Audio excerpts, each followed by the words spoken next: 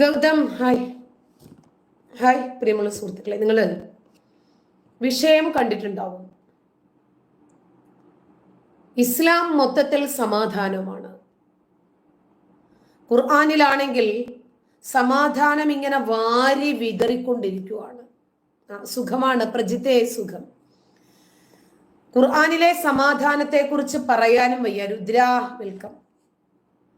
പക്ഷേ അപ്പോഴും ഒരു കാര്യം ബാക്കിയാണ്, ഒരു ചോദ്യം ബാക്കിയാണ്. ആർക്കാണ് സമാധാനം? ഒന്നുകിൽ മുസ്ലിങ്ങൾക്ക് സമാധാനം വേണം, അതല്ലെങ്കിൽ മുസ്ലിങ്ങൾ കാരണം മറ്റുള്ളവർക്ക് സമാധാനം വേണം. രണ്ടായാലും ശരിയാണ്. റെനി വെൽക്കം. സബു, ഹരികുമാർ നമസ്കാരം. ആർക്കെങ്കിലും എന്തായിരുന്നാലും ഈ മതത്തിന്റെ പേര് സമാധാന മതം എന്നായതുകൊണ്ട് എന്തായിരുന്നാലും സമാധാനം വേണമല്ലോ. ഗൗതം വീട്ടിൽ പോയി നോക്ക്, വീട്ടിലുള്ളവർക്കുമുണ്ട് താഴോട്ടുള്ളതെല്ലാം. അതുകൊണ്ട് വീട്ടിലുള്ളവരും കൂടി കാണിച്ചു തരും, ചെല്ല്. അത് തന്നെയായിരിക്കും ഇവിടെ ഉള്ളത്, പ്രത്യേകിച്ച് വ്യത്യാസമൊന്നും ഉണ്ടാകില്ല. ഇവിടെ റെനി വന്നു, മറുപടി തന്നോളൂ, വിഷമിക്കണ്ട. വേണുഗോപാലൻ ഹായ്. അപ്പോ ആർക്കാണ് സമാധാനം കിട്ടുന്നതെന്നും എവിടെയാണ് സമാധാനമെന്നും ഇസ്ലാം എവിടെയാണ് സമാധാനം പ്രോത്സാഹിപ്പിക്കുന്നതെന്നും അതിനെക്കുറിച്ച് പറയുന്നവരാണ് പറയേണ്ടത്. തട്ടമിട്ട് കഴിഞ്ഞാൽ ഇസ്ലാമിന്റെ എല്ലാം ആയി എന്ന് വിചാരിക്കുന്ന ആളുകൾ, ഇസ്ലാമിന്റെ എല്ലാം തീരുമാനിക്കുന്നത് ഒരാൾ മുസ്ലിമാണോ, ഒരാൾ നരകത്തിൽ പോകണോ, ഒരാൾ സ്വർഗത്തിൽ പോകണോ, അയാൾ പാപിയാണോ, അയാൾ നല്ലവനാണോ, ഇതെല്ലാം തീരുമാനിക്കുന്നത് അവരുടെ തലയിൽ കിടക്കുന്ന തട്ടമാണോ, അതോ അവരുടെ ഹൃദയത്തിലുള്ള വിശ്വാസവും അവരുടെ പ്രവൃത്തികളുമാണോ?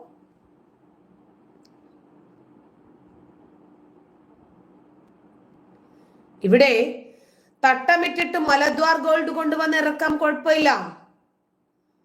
കാക്ക മലദ്വാർ ഗോൾഡ് കൊണ്ടുവരുമ്പോൾ താത്തായ്ക്ക് ഉമ്മറം ഗോൾഡും കൊണ്ടുവരാം. ആളെ പറ്റിച്ച് ജീവിക്കാം. തലയിൽ തട്ടമിട്ടാൽ നമ്മുടെ കാക്കമാർക്ക് ഒരു പ്രശ്നവുമില്ല, ഒരു കുഴപ്പവുമില്ല. 18 വയസ്സ് പോലും തികയാത്ത ഷാഹിന എന്ന് പറയുന്ന ഒരു പെണ്ണുരുത്തി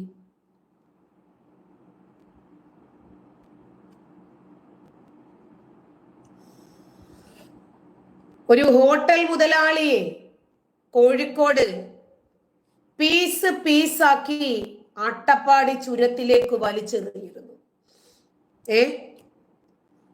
അവര് തട്ടമിട്ടിരുന്നു, അതുകൊണ്ട് വിമർശനങ്ങൾ ഉണ്ടായില്ല. തട്ടത്തിന് ഇസ്ലാമിൽ ഇത്രയേറെ പ്രാധാന്യമുണ്ട് എന്ന് കാക്കമാര് പഠിപ്പിക്കുക കൂടി ചെയ്തു ജനങ്ങളെ. അതോടെ ഖുർആനിലേക്ക് വന്നു കഴിഞ്ഞാൽ നമുക്ക് മനസ്സിലാകും, 1400 വർഷങ്ങൾക്ക് മുമ്പ് ഖുർആനിൽ പറഞ്ഞിരിക്കുന്ന കാര്യങ്ങളൊക്കെ ശരിയാണോ? അതൊക്കെ അന്നത്തത് പോലെ തന്നെ ഇന്നും പ്രാവർത്തികമാക്കുക എന്ന് പറഞ്ഞാൽ അത് എത്രമാത്രം പ്രായോഗികമാണ് എന്ന് ചിന്തിക്കുക തന്നെ വേണം. ഇപ്പോ ഖുർആനിൽ ഗസ്വായി ഹിന്ദ് പറഞ്ഞിട്ടുണ്ട്. എന്താണ് ഗസ്വായി ഹിന്ദ്? ഹിന്ദുക്കളുടെ ഉന്മൂലനം. ഹിന്ദുക്കളെ ഉന്മൂലനം നടത്തണം. ആ യുദ്ധത്തിൽ നിങ്ങൾ വിജയിക്കുമെന്നും ഖുർആൻ പറഞ്ഞിട്ടുണ്ട്. ആ കാഫിറുകളുടെ, അമുസ്ലിങ്ങളുടെ ഹൃദയങ്ങളിലേക്ക് ഞാൻ ഭയമിട്ടു കൊടുക്കാമെന്ന് ഖുർആൻ പറഞ്ഞിട്ടുണ്ട്. നിങ്ങളുടെ മനസ്സുകളിലേക്ക് ഞാൻ ആത്മവിശ്വാസവും ധൈര്യവും ഇട്ടു തരാമെന്ന് പറഞ്ഞിട്ടുണ്ട് പടച്ചവൻ. അവർ ചെറിയ സംഘങ്ങളാണെങ്കിലും അവർക്ക് ഭയമുണ്ടാകും. നിങ്ങൾ ചെറിയ സംഘങ്ങളാണെങ്കിൽ നിങ്ങൾക്ക് ആത്മവിശ്വാസം ഉണ്ടാകും. അവർ എത്ര വലിയ വില്ലന്മാരായിരുന്നാലും ശരി, എത്ര വലിയ സായുധ സംവിധാനമുള്ള സൈനികരാണെങ്കിലും ശരി, നിങ്ങളെ വിജയിപ്പിക്കാൻ ഞാൻ തീരുമാനമെടുത്തിട്ടുണ്ട് എന്ന് ഖുർആനിലൂടെ അള്ളാഹു പറഞ്ഞിട്ടുണ്ട്.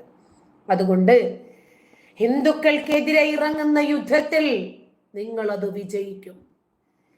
ഇന്ത്യ വീണ്ടും ഇസ്ലാമിക ഭരണത്തിന് കീഴിലാകും. മക്കയിലെ ഒരു വലിയ ക്ഷേത്രം 360 വിഗ്രഹങ്ങൾ ഉണ്ടായിരുന്നു. ഇസ്ലാമിക ചരിത്രം വായിച്ചിട്ട് വരൂ. ഇസ്ലാമിക ചരിത്രത്തിന്റെ താളുകൾ ഒന്ന് മറിച്ചു നോക്കിയിട്ട് വരൂ. പറയുന്നതിൽ തെറ്റുണ്ടെങ്കിൽ നിങ്ങൾക്ക് തിരുത്താൻ ഒരു സാവകാശവും ഒരു അവസരവും നമ്മൾ തന്നെ തന്നിട്ടുണ്ടല്ലോ. നിങ്ങൾക്ക് പറയാമല്ലോ. മറിച്ച് നിങ്ങൾ അനാവശ്യവും തെറിവിളികളുമായി വരുമ്പോഴല്ലേ നമുക്ക് മറുപടി പറയാതെ നമ്മൾ പോകുന്നത്. ഈ തെറിവിളിക്കും ഈ അനാവശ്യ കമന്റുകൾക്കും എന്ത് മറുപടിയാ പറയേണ്ടത്? അതിനും നിങ്ങൾ ആയത്ത് കൊണ്ടുവരണം. ഇസ്ലാമിനെ വിമർശിക്കുന്നവരെ ഇങ്ങനെയൊക്കെ പറയാം. അതും നിങ്ങൾ അമുസ്ലിങ്ങളെ പഠിപ്പിക്കുവാണ്. അപ്പോ മക്കയിലെ 360 വിഗ്രഹങ്ങളും കാഫിറുകളായ ആളുകൾ ഉണ്ടാക്കിയ ക്ഷേത്രവും മുഹമ്മദ് നബിയും പരിവാരങ്ങളും ഒക്കെ തകർത്ത് തരിപ്പണമാക്കി. കുറെ ഇബ്രാഹിം നബി നശിപ്പിച്ചു എന്ന് പറയുന്നു. ഓരോ വിഗ്രഹങ്ങളും ഓരോ ക്ഷേത്രങ്ങളും അടിച്ച് തകർക്കുമ്പോഴും മുഹമ്മദ് നബി പറഞ്ഞതുപോലെ പുതിയ പുതിയ ജനറേഷൻസ് ഉണ്ടായിക്കൊണ്ടേയിരിക്കും. അതെ, ഇപ്പോ ഹമാസ് ഭീകരർ ഇസ്രായേലിനോട് എന്താ പറഞ്ഞത്? നിങ്ങൾ എത്രയാണോ ഞങ്ങളുടെ ആളുകളെ കൊന്നൊടുക്കുന്നത്, ഒരു 5 വർഷം കൊണ്ട് അതിന്റെ ഇരട്ടിയാക്കാൻ കപ്പാസിറ്റി ഉള്ളവരാണ് ഞങ്ങൾ. പ്രത്യേകിച്ച് കുഫൈത്ത് ഒക്കെ പഠിച്ചും കൊടുത്തിട്ടുണ്ടല്ലോ. കുഫൈത്ത് നബിക്കാണ് കൊടുത്തതെങ്കിലും അനുയായികൾക്കോ ലേശം എന്തെങ്കിലുമൊക്കെ കിട്ടുമായിരിക്കും.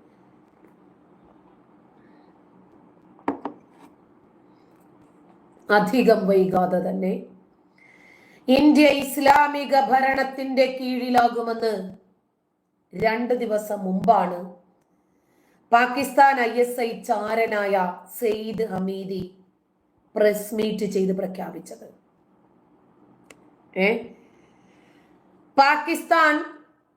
പാകിസ്ഥാനിലെ ഒരു പ്രമുഖ ചാനലിന് നൽകിയ അഭിമുഖത്തിലും ഹമീദ് ഇതേ വിവാദ പരാമർശം തന്നെ ആവർത്തിച്ചു. ഇതിന്റെ വീഡിയോകൾ സമൂഹ മാധ്യമങ്ങളിൽ മുഴുവനും വ്യാപകമായി ഇന്ന് പ്രചരിക്കുന്നുണ്ട്. കഴിഞ്ഞ ദിവസമാണ് സെയ്ദ് ഹമീദിന്റെ അഭിമുഖം ചാനൽ പുറത്തുവിട്ടത്. ഇന്ത്യയിൽ ഇസ്ലാമിക ഭരണം സ്ഥാപിക്കാൻ നൂറ്റാണ്ടുകളായി യുദ്ധം തുടരുകയാണ് എന്നാണ് സെയ്ദ് പറഞ്ഞത്. ഒരിക്കൽ ഈ യുദ്ധം അവസാനിക്കും. ഇന്ത്യ ഇസ്ലാമിക ഭരണത്തിന്റെ കീഴിലാകും. ഇസ്ലാമിക ലോകത്തിലേക്ക് ആദ്യ പടിയായിരിക്കും ഇന്ത്യ പിടിച്ചെടുക്കുന്നത് എന്നാണ് സെയ്ദ് പറഞ്ഞത്. മുഹമ്മദ് ഗസ്നവി സോമനാഥ ക്ഷേത്രം തകർത്തതുപോലെ ഇന്ത്യയിലെ മുഴുവൻ ക്ഷേത്രങ്ങളും ഞങ്ങൾ തകർക്കും. എല്ലാ വിഗ്രഹങ്ങളും തകർത്ത് തരിപ്പണമാക്കും. അങ്ങനെ വിഗ്രഹാരാധനയെ പൂർണ്ണമായും ഇല്ലാതാക്കും ഞങ്ങൾ. അത് ചരിത്രപരമായ ഒരു യുദ്ധമായിരിക്കുമെന്നും സയ്യിദ് കൂട്ടിച്ചേർത്തു. സയ്യിദിന്റെ വാക്കുകൾ ഇന്ത്യയിലെ ദേശസ്നേഹികൾക്കിടയിൽ വലിയ രൂപത്തിലുള്ള മാനസിക സംഘർഷങ്ങൾ ഉണ്ടാക്കി. പക്ഷേ പറഞ്ഞിട്ട് കാര്യമില്ല. നമ്മുടെ രാജ്യത്ത് ദേശസ്നേഹികളൊക്കെ എമ്പാടുമുണ്ടെങ്കിലും അവരെ ഒക്കെ ബ്രേക്ക് ചെയ്യുന്ന രൂപത്തിൽ ദേശവിരുദ്ധരുമുണ്ട്. പിന്നെ എന്ത് ചെയ്യും?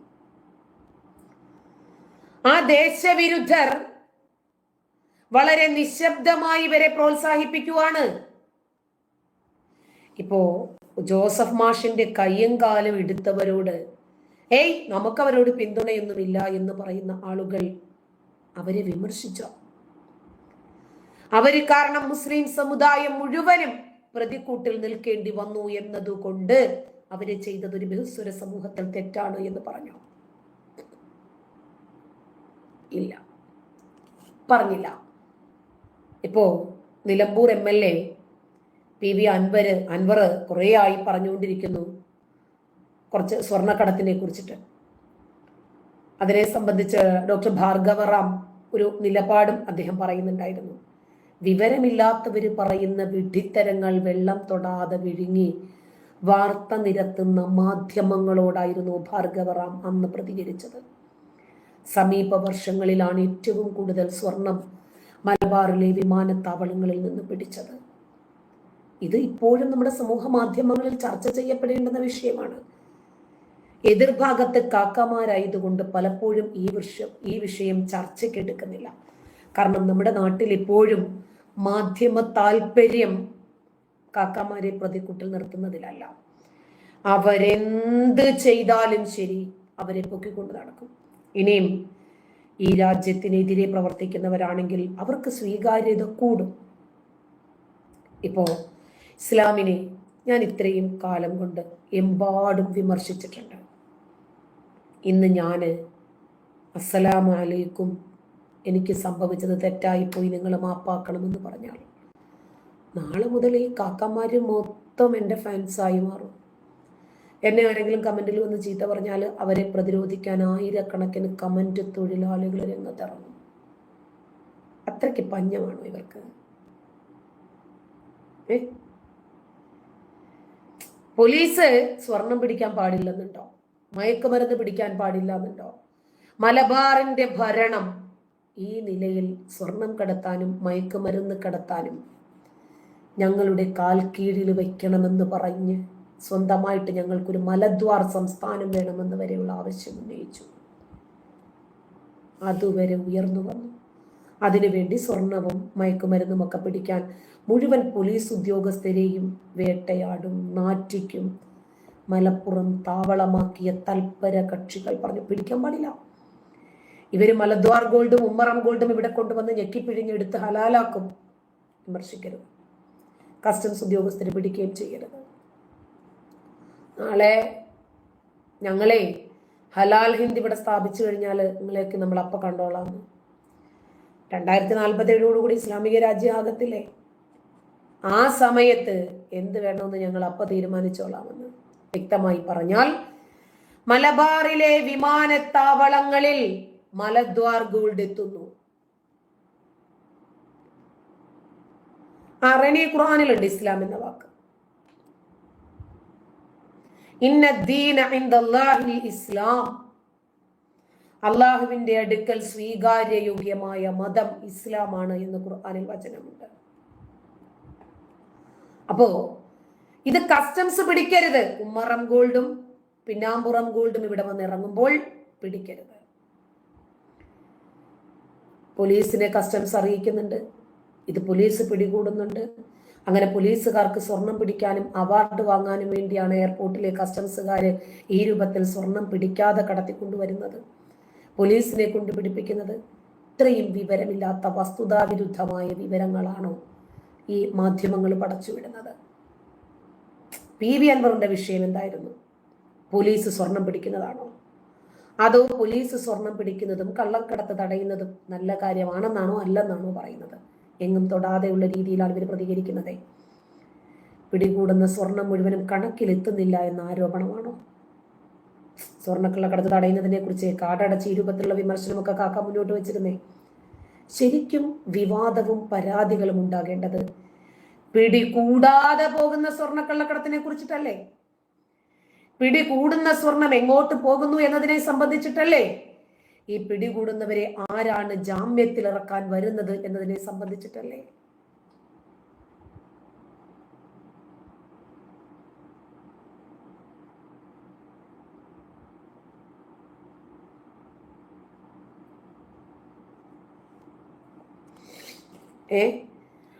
അപ്പോ പിടികൂടാത്ത സ്വർണ്ണക്കടത്തിനെ കുറിച്ച് മിണ്ടുന്നില്ല, ജാമ്യത്തിൽ പോകുന്നവരെ കുറിച്ച് മിണ്ടുന്നില്ല, ജാമ്യം എടുക്കാൻ വരുന്നവരെ കുറിച്ച് മിണ്ടുന്നില്ല, തൊണ്ടി മുതൽ എങ്ങോട്ട് പോകുന്നു എന്നതിനെ കുറിച്ച് മിണ്ടുന്നില്ല.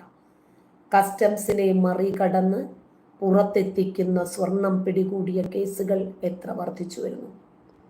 ഇങ്ങനെ സ്വർണ്ണക്കടത്ത് കേസുകൾ പോലീസ് പിടിക്കുന്ന ഉദ്യോഗസ്ഥർക്ക് അവാർഡ് നേടാൻ കസ്റ്റംസുമായി ഒത്തുകളിച്ചാണെന്നും ഒക്കെയുള്ള ആരോപണം ഉയർന്നുണ്ട്. ഇതൊക്കെ നമ്മൾ സ്ഥിരമായി കണ്ടുവരുന്ന പരാതികളാണ്. അപ്പോഴും പ്രതികൾ ആരാ? ഇത് പിടിക്കണമെന്നാണോ, പിടിക്കാൻ പാടില്ല എന്നാണോ, എന്താണ് ഇവർ ഉദ്ദേശിക്കുന്നത് എന്ന് ഇവർ പറയാറില്ല. ഇപ്പോ എവിടെയും യുദ്ധസമാനമായ സാഹചര്യങ്ങളാണല്ലോ. നമുക്ക് ഇന്ത്യക്കകത്തുള്ള വിഷയം മാത്രം എടുത്താൽ, ഇന്ത്യക്കകത്ത് നടക്കുന്ന വർഗീയ കലാപങ്ങളുടെ മുഖ്യ കാരണം ആ മൂലഗ്രന്ഥമായ ഖുർആനാണ്. ഞാൻ പറഞ്ഞതല്ല കേട്ടോ, ഒരു ഇന്ത്യൻ കോടതി വിധി തന്നെയുണ്ട് ഈ വിഷയത്തെ സംബന്ധിച്ച്. ആ വിധി വർഷങ്ങൾക്കിപ്പുറം 1986 വിധിയാണെന്നാണ് എനിക്ക് തോന്നുന്നത്. ഈ 10, 45, 44 വർഷമായിട്ടും അനക്കമില്ല. ആ വിധിക്കെതിരെ ഇവർക്ക് അപ്പീലിന് പോകാൻ പാടില്ലേ? അത് നിലനിൽക്കുന്നിടത്തോളം കാലം ഇസ്ലാമിന് പ്രഹരമല്ലേ? മുസ്ലിം പുരോഹിതന്മാർ ഖുർആനും ഹദീസും വർഷങ്ങളോളം പഠിച്ച് ഓരോ 5 വർഷം, 6 വർഷം, 10 വർഷം കഴിയുമ്പോഴും ആയിരക്കണക്കിന്, 10,000-കണക്കിന്, ലക്ഷക്കണക്കിന് പണ്ഡിതന്മാർ ഇത് പഠിച്ച് സമൂഹത്തിലേക്ക് ഇറങ്ങുന്നു. അവർക്ക് എന്തേ പറയാൻ കഴിയാത്തത്? നമ്മളെ പ്രതിരോധിക്കാൻ അവർക്ക് ഈസിയല്ലേ? ഇന്നലെ ഏതോ ഒരു പുരോഹിതൻ നമ്മളെ സംവാദത്തിന് ചലഞ്ച് ചെയ്തിരുന്നല്ലോ അല്ലെ? എവിടെ പോയി? എന്തേ അവർക്ക് സാധിക്കാതെ പോകുന്നത്? ഇസ്ലാമിന്റെ ഉച്ഛിഷ്ടം ഭക്ഷിക്കുന്ന ഇവിടത്തെ കപട മാധ്യമങ്ങൾ എന്തൊക്കെയാണ് വോട്ടിന് വേണ്ടി, അധികാരത്തിന് വേണ്ടി, അവരുടെ രാഷ്ട്രീയ താല്പര്യത്തിനു വേണ്ടി ഇസ്ലാമിസ്റ്റുകളുടെ ഉച്ഛിഷ്ടം വാങ്ങി കഴിച്ചിട്ട് അവരോട് കൂറു പുലർത്തുന്ന രൂപത്തിൽ ഇടതനും വലതനും ഇവരോടൊപ്പം നിന്ന് ഇത്രയും കാലവും ഈ രാജ്യവിരുദ്ധരെ വളർത്തി വലുതാക്കി കൊണ്ടുവന്നു. എല്ലാവരും രാജ്യവിരുദ്ധരാണ് എന്ന് നമുക്ക് ആർക്കും അഭിപ്രായമില്ല. എല്ലാ മുസ്ലിങ്ങളും തീവ്രവാദത്തെ പ്രോത്സാഹിപ്പിക്കുന്നവരുമല്ല. എല്ലാ മുസ്ലിങ്ങളും ഇസ്ലാമിക രാഷ്ട്രം വേണം എന്ന് പറയുന്നവരുമല്ല. അങ്ങനെയൊന്നും നമുക്ക് ആർക്കും അഭിപ്രായമില്ല. ഇസ്ലാം സമാധാനത്തിന്റെ മതമാണ്. അങ്ങനെ പറഞ്ഞ് അവകാശവാദം ഉന്നയിക്കുന്നവരോടാണ് ചില ചോദ്യങ്ങൾ ചോദിക്കാനുള്ളത്. മുസ്ലിം സമുദായത്തെ ആക്ഷേപിക്കുന്നു എന്ന് പറഞ്ഞ് മുസ്ലിങ്ങളുടെ സംരക്ഷണം മൊത്ത കുത്തകയാണ് എന്ന് പറഞ്ഞ് അവകാശവാദം ഉന്നയിക്കുന്ന ചില ഞാഞ്ഞൂലുകൾ ഇതിന് മറുപടി പറയണ്ട. മുസ്ലിം പുരോഹിതന്മാര് വരട്ടെ, അവര് മറുപടി പറയട്ടെ. ഇന്ത്യൻ കോടതിയുടെ ഒരു വിധി, ചരിത്ര പ്രസിദ്ധമായ ആ വിധിയെ കുറിച്ചിട്ട് ഇവര് മറുപടി പറയണം. ഇനിയെങ്കിലും ഇന്റർനെറ്റിലൊക്കെ ലഭിക്കും കേട്ടോ അതിന്റെ വിധിന്യായമെല്ലാം. 1986 July 31 Delhi metropolitan judge ZS ലോഹത്ത് പുറപ്പെടുവിച്ച സുപ്രധാനമായ ഒരു വിധി ഈ ലോകത്ത് നടക്കുന്ന സകലമാന കലാപങ്ങൾക്കും, യുദ്ധങ്ങൾക്കും, കൊള്ളകൾക്കും, കൊലകൾക്കും, മതത്തിന്റെ പേരിലുള്ള സകലമാന കെടുതികൾക്കും കാരണം ഖുർആനാണ് എന്ന് ZS ലോഹിത് പ്രസ്താവിച്ചു. അദ്ദേഹത്തിന്റെ വിധി പ്രസ്താവമാണത്, വെറുതെ അല്ല പറഞ്ഞത്. ഖുർആനിലെ 24 വചനങ്ങൾ ഹിന്ദിയിലും ഇംഗ്ലീഷിലും മറ്റു ഭാഷകളിലുമൊക്കെ ട്രാൻസ്ലേറ്റ് ചെയ്ത വിവിധ പരിഭാഷകളിൽ നിന്ന് അറബി വചനങ്ങളും അതിന്റെ പരിഭാഷകളും ഉദ്ധരിച്ചുകൊണ്ട് ഇന്ത്യയിലെന്നല്ല ലോകത്തെല്ലായിടത്തും വർഗീയ കലാപങ്ങൾക്ക് കാരണം ഇതാണ് എന്ന് ഈ പേപ്പർ കട്ടിങ്ങുകൾ ഉയർത്തിപ്പിടിച്ച് ലോകത്തോടായിരുന്നു ZS ജഡ്ജ് ലോഹത്ത് എന്ന് പ്രഖ്യാപിച്ചത്. ഡൽഹി ഹിന്ദു രക്ഷാദൾ പ്രതിനിധിയായ ഇന്ദ്രസെൻ ശർമ്മയും സെക്രട്ടറി രാജ്കുമാർ ആര്യയും ഒരു പോസ്റ്റർ പ്രസിദ്ധീകരിച്ചതോടുകൂടിയാണ് ഈ കേസിന്റെ തുടക്കം കുറിക്കുന്നത്. ഈ കേസിന്റെ തുടക്കമാണ്. എന്തുകൊണ്ടാണ് രാജ്യത്ത് ഹിന്ദു മുസ്ലിം കലാപങ്ങൾ നടക്കുന്നത് എന്ന ചോദ്യവും ഖുർആനാണ് അതിന്റെ കാരണം എന്ന ഉത്തരവും ഈ ഖുർആൻ വചനങ്ങൾ ഉദ്ധരിച്ചുകൊണ്ടാണ് ZS ലോഹത്ത് അന്ന് പ്രസ്താവിച്ചത്. കൃത്യമായ രൂപത്തിൽ അദ്ദേഹം കാര്യങ്ങൾ വിശദീകരിച്ചു പറഞ്ഞു. അത് കണ്ടപ്പോഴേക്കും തലയ്ക്കകത്താള് താമസമില്ലാത്ത ഒരു ടീം എല്ലായിടത്തും ഉണ്ടാകുമല്ലോ, അവര് വെക്കിളി പിടിച്ച് രംഗത്ത് വന്നു. അങ്ങനെ അതൊരു കലാപമായി മാറി. ZS ലോഹത്ത് പറഞ്ഞത് ശരിയായില്ലേ? ശരിയായില്ലേ? IPC 153A അതെപ്പോഴും അന്നത്തെ കാലത്ത് എല്ലാവരെയും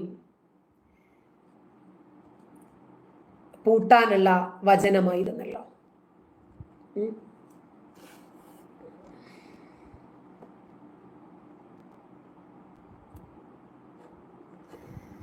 അങ്ങനെ അതൊരു കലാപമായി മാറിയല്ലോ. ഇവർക്കെതിരെ കേസുമായി 255A-യും 153A-യും. ഈ വകുപ്പുകൾ പ്രകാരം ഇവർക്ക് രണ്ടുപേർക്കും എതിരെ എളുപ്പമല്ലേ, മതസ്പർദ്ധ, വളരെ എളുപ്പമാണത്. കേസ് രജിസ്റ്റർ ചെയ്യപ്പെട്ടു.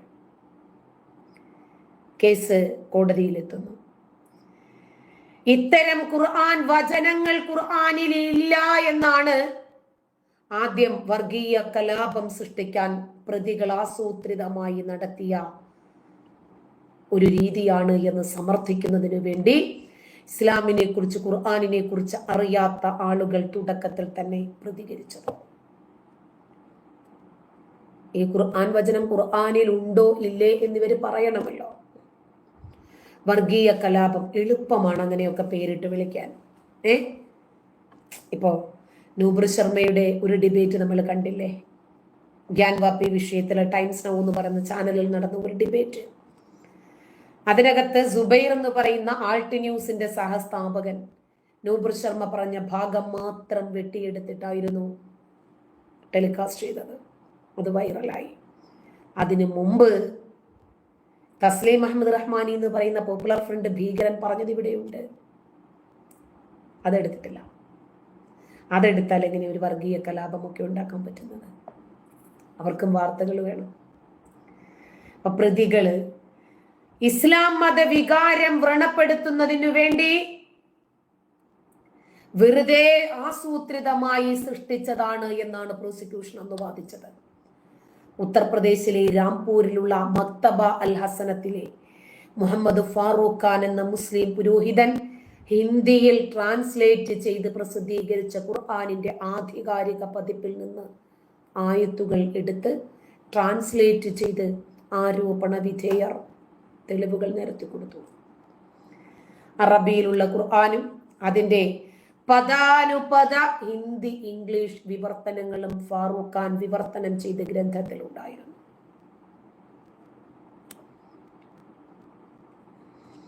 ആ ജിമെയിൽ അങ്ങനെയാണെങ്കിൽ ഈ നബിയുടെ കളിയും കുളിയും മാത്രം പറഞ്ഞ് ഉമ്മായേയും മോളെയും കെട്ടാമെന്ന് പറഞ്ഞ് വീഡിയോ ഇടുന്ന കാക്കമാരുണ്ട്. അവരുടെ ആ വീഡിയോയ്ക്ക് താഴെ ചെന്ന് നിങ്ങൾ ചാറ്റ് ചെയ്യുമോ? റീച്ച് കിട്ടാൻ വേണ്ടിയിട്ടാണ് ഇങ്ങനെ പറയുന്നത്. മലയാളികളുടെ ലൈംഗിക ദാരിദ്ര്യം മുതലെടുത്താണ് നിങ്ങൾ ഇങ്ങനെ ചെയ്യുന്നത് എന്ന് പറയോ? ജിമെയിൽ പോകല്ലേ, ഞാൻ കുറച്ച് ഖുർആൻ വചനങ്ങളും കൂടി തരാം. അത് കൊണ്ടുപോയി സാവകാശം ഇരുന്നൊന്ന് നോക്കിയാൽ മതി. ഊരിട്ടി തൊണ്ടയിലിട്ടിട്ട് വെള്ളം ഒഴിച്ചാലും മതി. മറ്റു മതവിശ്വാസികളോട് യുദ്ധം ചെയ്യാൻ ഖുർആൻ ആഹ്വാനം ചെയ്യുന്നു. ഇത് ഖുർആനിലുള്ളിടത്തോളം കാലം ആ മുസ്ലിങ്ങളോട് വിരോധം വെച്ച് പുലർത്താൻ, അവരെ വെറുക്കാൻ ഇസ്ലാം പഠിപ്പിക്കുന്നു എന്ന് പറഞ്ഞ് ഇദ്ദേഹം വാദിച്ചു. അത്തരം വചനങ്ങൾ അദ്ദേഹം കാണിച്ചു കൊടുത്തു. ഇതൊക്കെ ഖുർആനിലുള്ളിടത്തോളം കാലം രാജ്യത്ത് കലാപങ്ങൾ തടയാൻ സാധിക്കില്ല എന്ന് പറഞ്ഞു.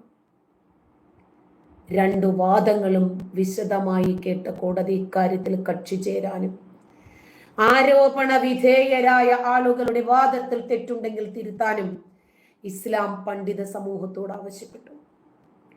ഡൽഹിയിലെയും UP-യിലെയും നിരവധി മുല്ല മൗലവിമാരെ വിളിച്ച് ഇക്കാര്യത്തിൽ വ്യക്തതയുണ്ടാക്കാൻ ജസ്റ്റിസ് ലോഹത്ത് ആവശ്യപ്പെട്ടു. ഒറ്റ മുല്ല പോലും 1986 ജൂലൈ 31 പുറപ്പെടുവിച്ച വിധിക്കെതിരെ രംഗത്ത് വന്നിട്ടില്ല. മറിച്ച് രാഷ്ട്രീയ സമ്മർദ്ദമുണ്ടാക്കി കേസ് തള്ളിക്കളയാനായിരുന്നു അവരൊക്കെ ശ്രമിച്ചത്. പോരെ? കാരണം അവർക്ക് ഈ വലിയ ബുദ്ധിമുട്ടാണെന്നേ. ഇത്തരം വചനങ്ങളൊക്കെ ഖുർആനിലുണ്ട് എന്ന് കേൾക്കുന്നതും അറിയുന്നതും. മറ്റുള്ളവരെന്ത് കരുതും നമ്മളെക്കുറിച്ച്? നമുക്ക് 1-2 ഖുർആൻ വചനങ്ങൾ കൂടി ഒന്ന് നോക്കാമെന്ന് തോന്നുന്നു.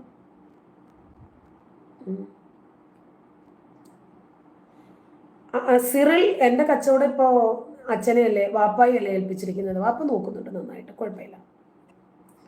കുറച്ചൊക്കെ ലാഭമൊക്കെ മുക്കുന്നുണ്ട്, എന്നാലും സാരമില്ല. എന്തേ, നീ നോക്കുന്നുണ്ടോ കച്ചവടം? നമ്മൾ എന്തിനെ കുറിച്ച് സംസാരിച്ചുകൊണ്ടിരിക്കണമെന്ന് നോക്കി, മറുപടികളില്ല. പിന്നെ എന്ത് ചെയ്യും? ഫേക്ക് ഐഡിയിൽ കുറെ എണ്ണം വരും.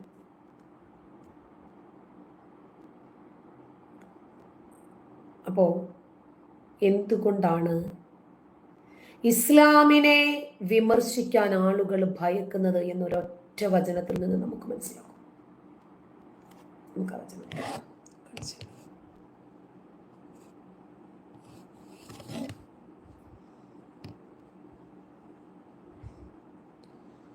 5-ാം അധ്യായം.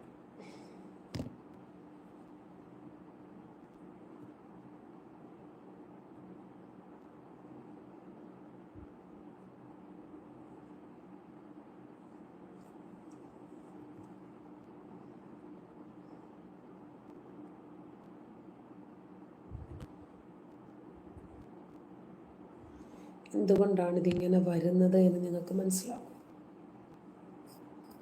നോക്കാം.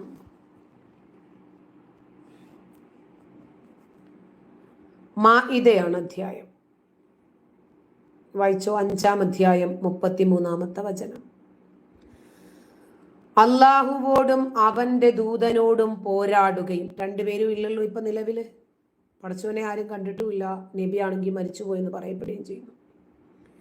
അള്ളാഹുവോടും അവന്റെ ദൂതനോടും പോരാടുകയും ഭൂമിയിൽ കുഴപ്പമുണ്ടാക്കാൻ ശ്രമിക്കുകയും ചെയ്യുന്നവർക്കുള്ള പ്രതിഫലം.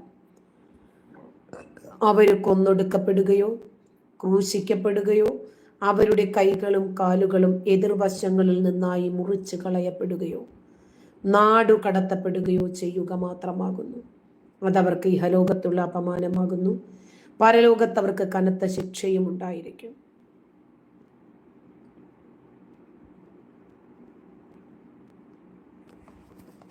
ഈ ലോകത്ത് ഇങ്ങനെ നിങ്ങൾ ചെയ്തോണം, പരലോകത്തുള്ള കാര്യം അള്ളാഹു ചെയ്തോണം.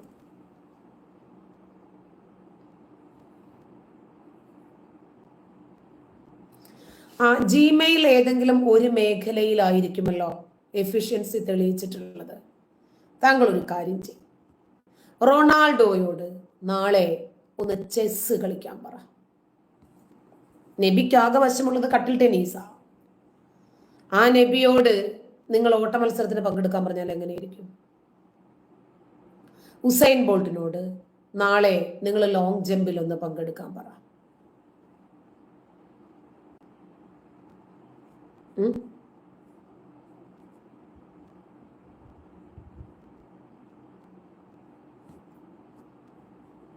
അപ്പോ കണ്ടില്ലേ, ഈ ഖുർആൻ വചനം ഇവിടെ ഉള്ളപ്പോൾ ഇസ്ലാമിനെ വിമർശിക്കാൻ കുറച്ച് ബുദ്ധിമുട്ടാണ്. പിന്നെ ഇസ്ലാമിനെ വിമർശിക്കുന്ന ആളുകളെ ഒക്കെ ഇവരില്ലാതാക്കിയോ എന്ന ചോദ്യം ഉണ്ടാകും. എത്രയോ തവണകളിൽ ഇവർ ശ്രമിച്ചു. പിന്നെ നമ്മുടെ രാജ്യത്ത് ഒരു നിയമവും ഒരു ഭരണ സംവിധാനവും ഒക്കെ ഒരു പരിധി വരെയെങ്കിലും മുന്നോട്ട് പോകുന്നത് കൊണ്ടാണ് ഇവർക്കതിന് കഴിയാതെ പോകുന്നത്. ജോസഫ് മാഷിന്റെ വിഷയത്തിൽ ഇവർ ഈ ഖുർആൻ വചനമാണ് പ്രാവർത്തികമാക്കിയത്. ഇതാണ് ജസ്റ്റിസ് ലോഹത്ത് ചോദിച്ചത്. തരം വചനങ്ങൾ ഈ ഖുർആനിൽ നിലനിൽക്കുമ്പോൾ എങ്ങനെയാണിത് കാരുണ്യവാന്റെ ഗ്രന്ഥമായി മാറുന്നത്? മായാവിയോ ഡിങ്കനോ ഒന്നും ആരെയും ഉപദ്രവിക്കാൻ പറഞ്ഞിട്ടില്ല. ഇങ്ങനെ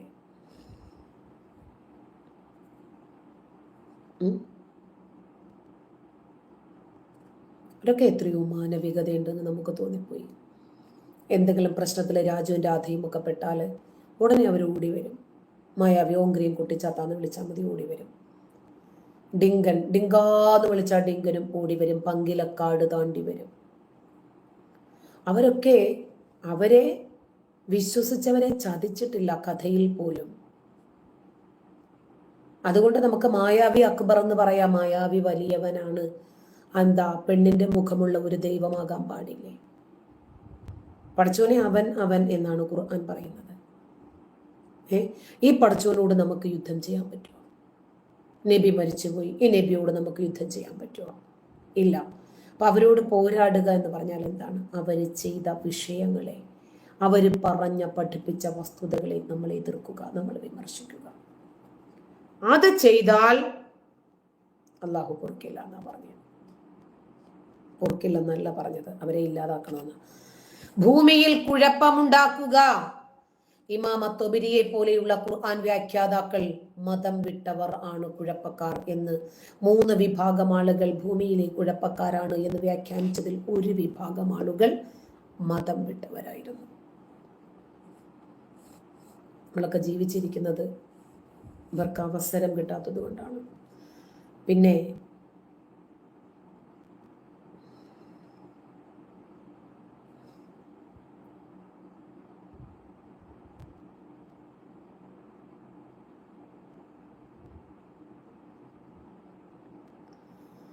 അല്ല, ജിമെയിലിന് ഇതുകൊണ്ട് കാര്യമില്ലെങ്കിൽ എന്തിനാ ഇപ്പം ഇവിടെ നിൽക്കുന്നത്? പോയി വേറെ എന്തെല്ലാം പണി ചെയ്യാം നിങ്ങൾക്ക്.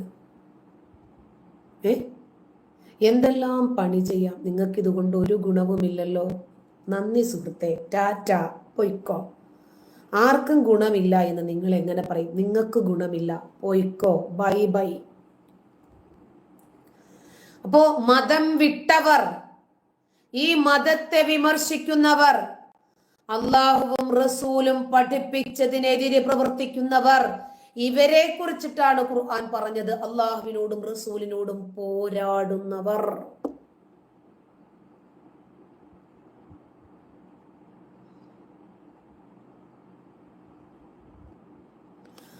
അതിന് ജിമെയിലിനെ ഖുർആൻ പഠിപ്പിക്കാൻ ഞാൻ ഇങ്ങോട്ട് വിളിച്ചോ? ഞാൻ നിന്നോട് പറഞ്ഞോ എനിക്ക് ഖുർആൻ അറിയാം, വായോ പഠിപ്പിക്കാന്ന് ഞാൻ നിന്നെ വിളിച്ചോ? വെറുതെ ഡിസ്റ്റർബ് ചെയ്യാതെ ഇറങ്ങിപ്പോടും. ഞാൻ താങ്കളോട് പറഞ്ഞു ഖുർആൻ അറിയാമെന്ന്? ഒരു കാര്യം ചെയ്യും, റെനി നമ്മുടെ നമ്പർ ഒന്ന് കൊടുത്തേ. ജിമെയിൽ ഫേക്ക് ഐ ഡി അല്ലെങ്കിൽ നിങ്ങൾക്ക് ഞാൻ പറയുന്നതൊക്കെ തെറ്റാണ് എന്ന് തെളിയിക്കാനുള്ള ഖുർആൻ വിജ്ഞാനവും പരിജ്ഞാനവും ഉണ്ടെങ്കിൽ വിളിക്കും, ഞാൻ വെയിറ്റ് ചെയ്യാം. രഞ്ജിനി നമ്മുടെ നമ്പർ ഒന്ന് ഇട്ട് കൊടുത്തരാം, വിളിക്കും.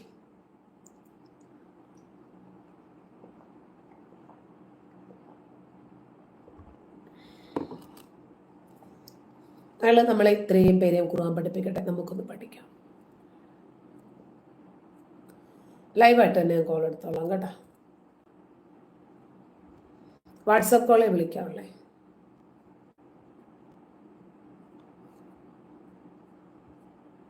നമ്പർ വന്നു, DNA നമ്പർ ഇട്ടിട്ടുണ്ട്, വിളിച്ചു. പോകരുത് ഇനിയും കേട്ടോ. സാധാരണ ഇതിൽ നിങ്ങളൊക്കെ ഇതൊക്കെ പറഞ്ഞിട്ടെ അങ്ങ് പോകാറാണ് പതിവ്. അത് വിഷമത്തിനിടയാക്കും.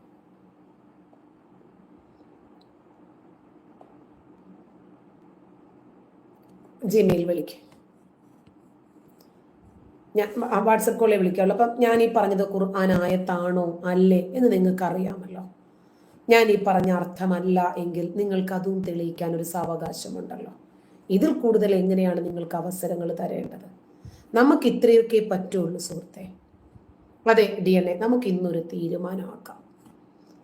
ശരി, എനിക്ക് ഖുർആൻ അറിയില്ല, ഞാൻ പറഞ്ഞത് തെറ്റാണ്, നിങ്ങൾ അതിൻ്റെ ശരികളൊന്നും പറയൂ. നിങ്ങൾക്ക് ഖുർആൻ അറിയണമല്ലോ, എന്നാലല്ലേ ഞാൻ പറഞ്ഞത് തെറ്റാണെന്ന് അറിയാം. നമ്മൾ ഇസ്ലാമിനെ വിമർശിക്കുന്നത് നബിക്ക് എഴുത്തും വായന അറിയാത്തത് കൊണ്ടാണ്. നബിക്ക് കിട്ടിയ വെളിപാട് ഇവർ എഴുതി വെച്ചെന്ന് പറയുന്നു. ഇത് ശരിയാണോ അല്ലേന്ന് അറിയണമെങ്കിൽ കക്ഷിക്ക് എഴുത്തും വായന അറിയണ്ടേ? അല്ലെങ്കിൽ പിന്നെ ആരെയെങ്കിലും ഡിപ്പെൻഡ് ചെയ്തിട്ട് അവർ പറയുന്നത് ഇങ്ങനെ കേട്ട് കേട്ട് കേട്ട് ഇത്രയും വചനങ്ങളില്ലേന്ന്, ഇത് മൊത്തവും ശരിയായിട്ട് അദ്ദേഹത്തിന്റെ മൈൻഡിൽ നിൽക്കണ്ടേ? അതിനല്ലേ നമ്മൾ ഒരു ചാപ്റ്റർ വരെ ക്വസ്റ്റ്യൻ ആൻസറും മെയിൻ പോയിന്റ്സും അർത്ഥങ്ങളും ഒക്കെ എഴുതി എഴുതി എഴുതി എഴുതി ബുക്കുകളിൽ വെച്ചിട്ടല്ലേ പഠിച്ചത്. ഇനിയും ജിമെയിൽ ഇതുവഴി വന്നാൽ നിങ്ങളൊന്ന് റിമൈൻഡ് ചെയ്യണം, ആളിനിയും ഇതുവഴി വരില്ല. ഇന്നലെ നമ്മളൊരു ഉസ്താദിനെ ഓടിച്ചു, ഉസ്താദ് കണ്ടം വഴി ഓടി. ഇപ്പോതാ നമ്മുടെ കാക്ക വന്നിരിക്കുന്നു, നമ്മളെ ഖുർആൻ പഠിപ്പിക്കാൻ. കക്ഷിയും പോയി. വിളിക്കുന്നില്ല, ഞാൻ കോള് നോക്കിക്കൊണ്ടിരിപ്പുണ്ട്. പോയല്ലോ, പോയി. ചിലപ്പോൾ ഖുർആൻ എടുക്കാൻ പോയതായിരിക്കും. നമുക്ക് വെയിറ്റ് ചെയ്യാം. ശരി, ഞങ്ങൾ വെയിറ്റ് കൊള്ളാം പറഞ്ഞു. അപ്പൊ അള്ളാഹുവിനോടും അവന്റെ ദൂതനോടും നമുക്ക് അങ്ങോട്ട് പോരാടാൻ പറ്റാത്തത് കൊണ്ട് ആ പോരാട്ടമായി ഖുർആൻ കണക്കാക്കുന്നത് ഈ രീതികളാണ്. അള്ളാഹുവും റസൂലും പറഞ്ഞതെന്തോ അതിനെ അങ്ങനെ തന്നെ അംഗീകരിക്കുക. അള്ളാഹുവും അവന്റെ റസൂലും ചെയ്യരുത് എന്ന് എന്തിനെ പറഞ്ഞോ അതിനെ നിരാകരിക്കുകയും ചെയ്യുക. അതല്ലാത്ത പക്ഷം അവനെ നബിയോടും അള്ളാഹുവിനോടും യുദ്ധം ചെയ്യുന്നവനായി കണക്കാക്കി കഴിഞ്ഞാൽ അടുത്ത ശിക്ഷയാണ്. ഭൂമിയിൽ കുഴപ്പമുണ്ടാക്കുന്നവരുടെ പരിധിയിൽ അവർ വന്നു കഴിഞ്ഞല്ലോ. ഇനി എന്ത് ചെയ്യാം? കൊന്നൊടുക്കാം, ക്രൂശിക്കാം. കൈയും കാലും, വലത് കൈയും ഇടത് കാലും, വലത് കാലും ഇടത് കൈയും, അങ്ങനെ എതിർവശങ്ങളിൽ നിന്നായി മുറിച്ചു കളയാം, നാട് കടത്താം. ഇത് നിങ്ങൾ മാത്രമാണ് കേട്ടോ ചെയ്യേണ്ടത്. പരലോകത്ത് പഠിച്ചോന്റെ ഭാഗത്തുനിന്ന് വേറെ ചെയ്തോളൂ. പഠിച്ചോ വേറെ ചെയ്യും. ഇതിപ്പോ നിങ്ങൾ ചെയ്യാൻ വേണ്ടിയിട്ട് പഠിച്ചോ നമ്മളെ ഏൽപ്പിച്ചതാണ്. ഇങ്ങനെ മറ്റുള്ളവരുടെ ജീവനും ജീവിതവും ഇല്ലാതാക്കുന്ന, അവരുടെ മതത്തെയും മതവിശ്വാസങ്ങളെയും ഹനിക്കുന്ന ഇത്തരം 24ഓളം വചനങ്ങളാണ് ജസ്റ്റിസ് ലോഹത്ത് എടുത്ത് മുസ്ലിം പുരോഹിതന്മാർക്ക് ഫ്രീ ആയി കൊടുത്തത്. കക്ഷി ചേർന്നു, വാദിച്ചോ? പിന്നീട് ആ വഴി വന്നില്ല ഒരു പുരോഹിതനും. 1986 വെല്ലുവിളി ഇപ്പോഴും നിലനിൽക്കുവാണ്. നിസാരം ഒരു വിലാപമല്ല നിഷാദെ, മൊത്തവും വിലാപമാണ്. ഖുർആൻ അധ്യായം 1 114 വിലാപങ്ങൾ എന്ന് എഴുതേണ്ടി വരും. ഇതാണ് ഇസ്ലാം പഠിപ്പിക്കുന്നത്. അപ്പോൾ ഇന്നലെ നമ്മുടെ ഉസ്താദ് പോയ കണ്ടം റെഡി ആയതുകൊണ്ട് അതുവഴി നമ്മുടെ ജിമെയിലും പോയി. ഇപ്പം മനസ്സിലായില്ലേ? ഇവർ വന്നങ്ങോട്ട് പറയുന്നേ ഇത് തെറ്റാണ്. ഇസ്ലാം മുസ്ലിങ്ങളെ അപമാനിക്കുന്നു, ഒരു സമുദായത്തെ മുഴുവനും വേദനിപ്പിക്കുന്നേ. ആ സമുദായം മറ്റവരെ മൊത്തം ഇല്ലാതാക്കാൻ കുഴപ്പമൊന്നുമില്ല അല്ലേ? സിദ്ദീഖെ പോയി തോർത്തും വിരിച്ചിരുന്ന് തെണ്ടടാ ചെല്ല്, അല്ലെങ്കിൽ ഉമ്മായും പെങ്ങളെയും ഒക്കെ ഇറക്കടാ. മലദ്വാർ ഗോൾഡിന് നല്ല വരുമാനമാ, പൊയ്ക്കോ. നിന്റെ കാക്കമാരാണ് അങ്ങനെ പണം ഉണ്ടാക്കിക്കൊണ്ടിരിക്കണത്, ചെല്ല്. നല്ല രൂപത്തിൽ നിനക്കൊക്കെ അല്ലേ പണം വരുന്നത്. വേറെ ഒരുപാട് മാർഗങ്ങൾ നബിയും പഠിപ്പിച്ചു തന്നിട്ടുണ്ടല്ലോ പണം ഉണ്ടാക്കാൻ. എന്താ പ്രയാസം? എന്ത് വേണമെങ്കിലും ചെയ്യാം. ഏറ്റവും ഒടുവിൽ അസ്തഗ്ഫിറുല്ലാ, അല്ലാഹ് നീ പൊറുക്കണേ എന്ന് പറഞ്ഞാൽ മതി, ശുഭം പൊറുക്കും. എന്റെ പൊൻ അബ്ദുൽ ഹമീദെ, പടച്ചവനെല്ലാം കാണണമെന്നാണ് എന്റെയും ആഗ്രഹം. പടച്ചോൻ ഇത് കാണുന്നെങ്കിൽ പടച്ചോന് സ്വയരക്ഷയെങ്കിലും ഒന്ന് നോക്കിക്കൂടെ? ഈ ഖുർആൻ വചനത്തിന്റെ അർത്ഥം എന്താണ്, ആശയം എന്താണെന്ന് നിങ്ങളുടെ തലച്ചോറിലൂടെയെങ്കിലും ജനങ്ങളോട് പറഞ്ഞാൽ ആ സംശയം അങ്ങ് മാറിക്കിട്ടത്തില്ലേ? അപ്പൊ നമുക്ക് ഉറപ്പിക്കാലോ പടച്ചോൻ കാണുന്നുണ്ട് കേട്ടാ. പടച്ചോൻ കാണാത്തതല്ലേ നമ്മുടെയും വിഷമം. പടച്ചോനൊരു സൈക്കിളിലെങ്കിലും വന്നിട്ട് ഒന്ന് പറഞ്ഞൂടെ, സിദ്ദീഖെ നിന്റെ ഉമ്മാടെയും പെങ്ങടെയും അത്ര അങ്ങോട്ട് വിശാലമല്ല. അങ്ങനെ ചിന്തിച്ചാൽ മതി. നീ പണം വന്ന് ചോദിച്ചത് കൊണ്ടല്ലേടാ അത് പറയേണ്ടി വന്നത്, അല്ലേ? പണം ഉണ്ടാക്കാനുള്ള മാർഗം നോക്കാൻ നീ പറഞ്ഞത് തന്നെ ഞാനും തിരിച്ചു പറഞ്ഞേ. അപ്പോൾ നമുക്കിനി വീണ്ടും കാണാം. നന്ദി. അവനെ അങ്ങ് പറഞ്ഞോട്ടെ.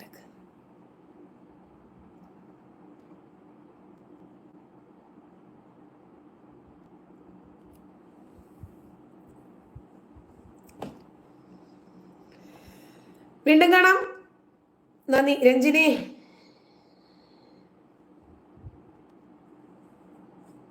ആരുമില്ലേ?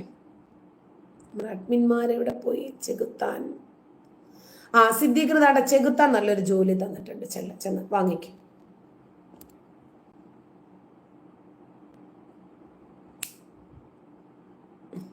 By DNA, by.